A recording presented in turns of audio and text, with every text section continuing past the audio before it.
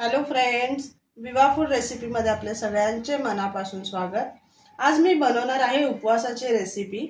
इथे मी वरीचा भात घेतलेले आहे, त्याला बगर सुद्धा म्हणतात। इथे एक बटाटा घेतलेला आहे, सोलून ते स्वच्छ धुवून घेतलेले। हे जे भात आहे ते सुद्धा स्वच्छ धुवून घेतले मी। थोडा शेंगदाणा घेतलाय आणि मिरची। इथे मी एक कढई गरम करत ठेवलेली आहे, त्याच्यामध्ये मी तेल टाकून घेते।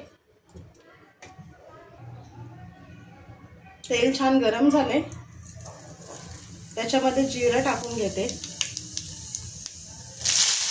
मिरची टाकलेली आहे,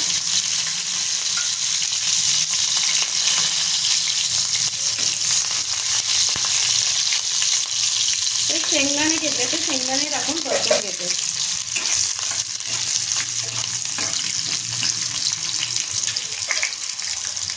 बटाटा आहे, बटाटा टाकून ते पण परतून घेते छान।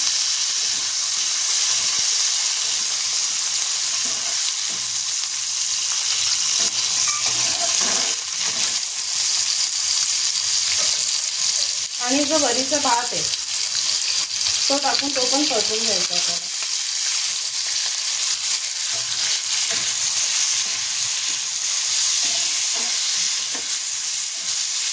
एक 2 मिनिटं आपल्याला परतून घ्यायचे। त्याच्यामध्ये पाणी टाकून घेते।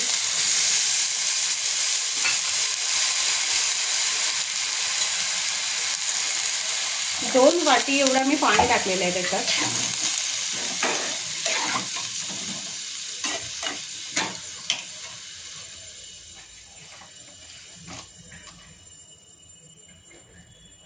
आणि मीठ टाकते।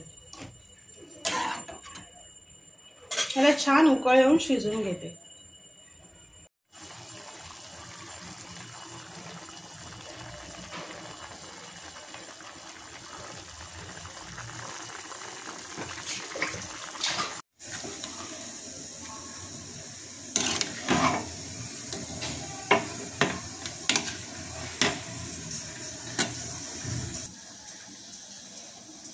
हा झालेला आहे आपला वरीचा उपवासाचा भात तयार। त्याला बगर पण बोलतात। ऑफिसला जाणारे असतात, उपवास असतो, आपण खिचडी कोणाकोणाला सहसा जास्त आवडत नाहीये त्याच्यासाठी। आणि कसं खिचडी घेऊन गेल्यानंतर तेवढं पोट पण भरल्यासारखं राहत नाही। बाहेर असतो, आपल्याला अशक्तपणा येण्याची शक्यता असते जर पोट भरलेलं नसेल, खाली पोट असेल तर त्याच्यासाठी असं उपवासासाठी वरीचं भात घेऊन जायचं।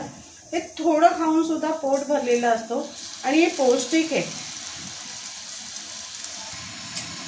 हे खूप छान टेस्टी लागतं। ह्याच्यामध्ये शेंगदाणा बटाटा घालून खूप चविष्ट होते ती भात तो।